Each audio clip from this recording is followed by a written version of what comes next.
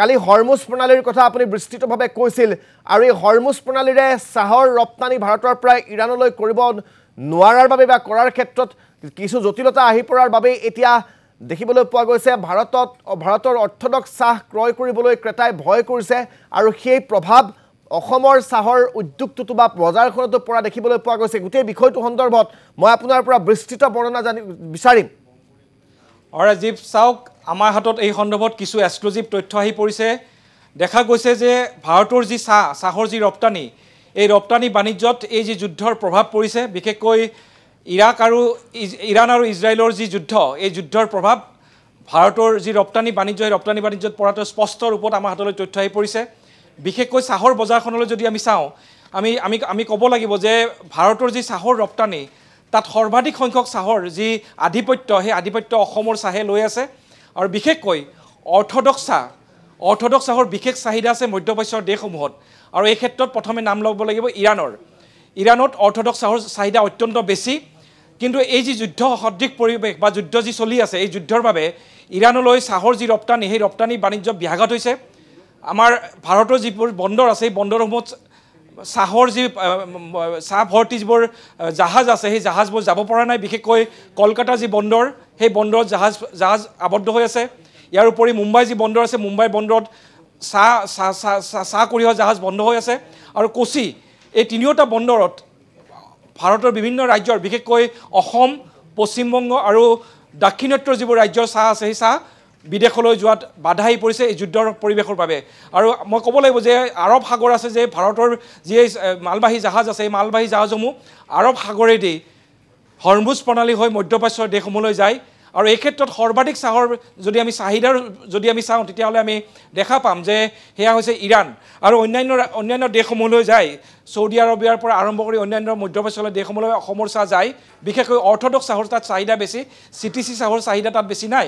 আৰু এই ক্ষেত্ৰত আমাৰ হাতত যি তথ্য আহি পৰিছে আমি যদি কলকাতা চাহ নিলাম কেন্দ্ৰত যি শেহতীয়াভাৱে যি চেল নম্বৰ 25 যদি আমি চাওঁ চেল নম্বৰ 25ৰ তথ্য আমাৰ হাতলৈ আহি পৰিছে তাত দেখা গৈছে যে চেল নম্বৰ 25 এই বছৰৰ যিটো 25 চেল নম্বৰ তাত প্ৰতি কিলো অৰ্থডক্স চাহৰ দাম নিলাম কেন্দ্ৰত হৈছিলে 259.83 rupees অৰ্থাৎ 279.83 টকা 259.83 টকা ইয়াৰ বিপৰীতে চেল নম্বৰ 24 যুদ্ধৰ আগৰ যদি পৰিৱেশ আমি চাওঁ যুদ্ধৰ আগৰ পৰিৱেশত আছিল 307.34 অৰ্থাৎ এইবাৰ এই যি যুদ্ধ আৰম্ভ হ'ল মে মাহৰ পৰা যি সংঘাত আৰম্ভ হৈছিলে ইৰাণ আৰু ইজৰাইলৰ তাৰ পিছত যুদ্ধৰ পৰিৱেশ আৰু তাৰ পিছতে ইয়াৰ এই বজাৰখনত চাহৰ বজাৰখনত অৰ্থডক্স চাহৰ বিশেষকৈ মই উল্লেখ কৰিছোঁ যে অৰ্থডক্স চাহৰ বজাৰখনত ইয়াৰ যথেষ্ট প্ৰভাৱ পৰিছে মই আকৌ কৈছোঁ যে আমাৰ হাতত কলকাতা চাহ নিলাম কেন্দ্ৰৰ কিছু এক্সক্লুসিভ তথ্য আহি পৰিছে সেই তথ্য মই আকৌ কৈছোঁ যে চেল নম্বৰ 25 এই বছৰৰ এতিয়ালৈকে 25টা চেল হৈছে 25 নম্বৰ চেল আৰু সেই 25 নম্বৰ আৰু 24 নম্বৰ চেললৈ যদি আমি চাওঁ তেতিয়া আমি দেখিম যে চেল নম্বৰ 25ত অৰ্থডক্স চাহৰ প্ৰতি কিলোৰ দাম আছিল 307.34 rupees আৰু এইবাৰ এই যে চেল নম্বৰ 25 এই চেল নম্বৰ 25ত হৈছেগৈ 259 অৰ্থাৎ এই যদি দুটা যদি পাৰ্থক্য আমি যদি চাওঁ তেতিয়া আমি দেখিম যে প্ৰতি কিলো অৰ্থডক্স চাহত 47.51 টকা হ্ৰাস পাইছে অৰ্থাৎ দাম কমিছে অকল দাম কমাই নহয় এই যি চাহ নিলাম কেন্দ্ৰসমূহত অৰ্থডক্স চাহৰ নিলাম চলি আছিলে যুদ্ধৰ আগত আৰু যুদ্ধৰ পিছৰ যি পৰিৱেশ যদি আমি তুলনা কৰোঁ তেতিয়াহ'লে আমি দেখিম যে চেল নম্বৰ 25 আৰু চেল নম্বৰ 24ৰ যদি আমি তথ্যলৈ যদি আমি বিশ্লেষণ কৰিম তেতিয়াহ'লে দেখিম যে 49% চাহ নিলাম কেন্দ্ৰৰ পৰা বিক্ৰী নোহোৱাকৈ ঘূৰি আহিছে অৰ্থাৎ আপুনি এফালে চাব এফালে যদি চাহৰ দাম কমিছে আনফালে আকৌ চাহৰ বিক্ৰীও কমিছে অৰ্থাৎ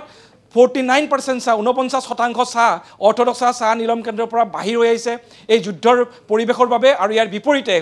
চেল নম্বৰ 25ত 47.51 টকা প্ৰতি কিলো চাহত অৰ্থডক্স চাহৰ দাম কমিছে আৰু সামগ্ৰিকভাৱে যদি আমি যদি চাওঁ যে 2024-25 বৰ্ষৰ যি দাম আছিলে এভাৰেজ দাম আছিলে সেই এভাৰেজ দাম আছিলে 302.60 টকা আছিলে সেইবাৰ এভাৰেজ দাম আছিলে গতিকে সেইটো দিশৰ পৰা চাবলৈ গ'লে এইবাৰ অৰ্থডক্স চাহৰ দাম ভালেখিনি বৃদ্ধি পাইছিলে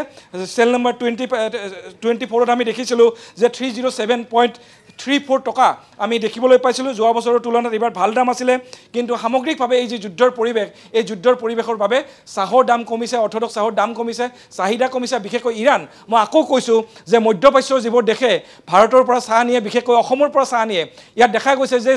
অসমৰ যি চাহ অসমৰ দুবিধ অসমত চাহ বিশেষকৈ উৎপাদন হয় এটা হৈছে CTC আৰু এটা হৈছে অৰ্থডক্স চাহ আমাৰ গুৱাহাটী চাহ নিলাম কেন্দ্ৰত মূলতঃ CTC চাহৰ নিলাম হয় কিন্তু কলকাতা চাহ নিলাম কেন্দ্ৰত বিশেষভাৱে অৰ্থডক্স চাহৰ নিলাম হয় আৰু এই অৰ্থডক্স চাহ বিশেষকৈ মধ্যপ্ৰাচ্যৰ দেশসমূহলৈ যায় বা অন্যান্য বিদেশী ৰাষ্ট্ৰসমূহলৈ যায় কিন্তু শেহতীয়া এই যি যুদ্ধৰ পৰিৱেশ এই যুদ্ধৰ পৰিৱেশৰ বাবে তিনিটাকৈ বন্দৰত কোচি মুম্বাই আৰু কলকাতা এই তিনিটা বন্দৰত এই যিবোৰ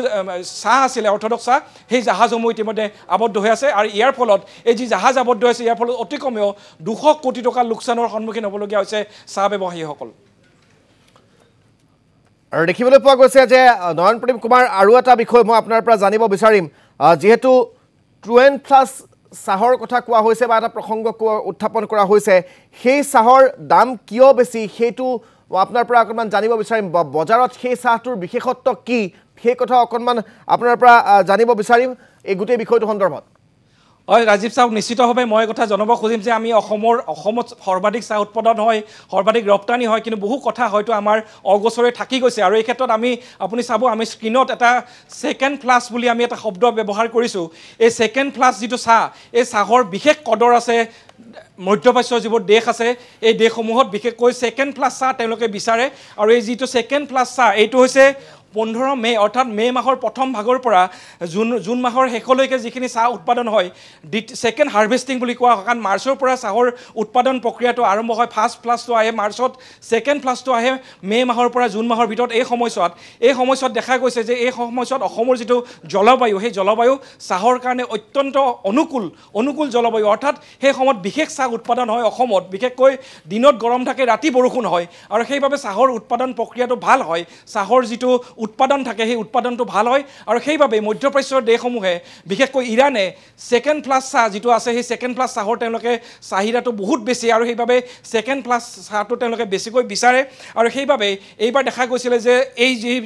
যুদ্ধ আৰম্ভ হৈছিলে তাৰ আগত চাহৰ দাম অৰ্থডক্স চাহৰ দাম বৃদ্ধি পাইছিলে কাৰণ সেইটো আছিলে ছেকেণ্ড ফ্লাছ চাহৰ যি উৎপাদন প্ৰক্ৰিয়া সেই উৎপাদন প্ৰক্ৰিয়া আৰম্ভ হৈছিলে ৰপ্তানি প্ৰক্ৰিয়াটো আৰম্ভ হৈছিলে কিন্তু এই সময়তে এই যুদ্ধৰ পৰিৱেশ সৃষ্টি হ'ল গতিকে এই যুদ্ধৰ বাবে অসমৰ চাহৰ সামগ্ৰিকভাৱে যি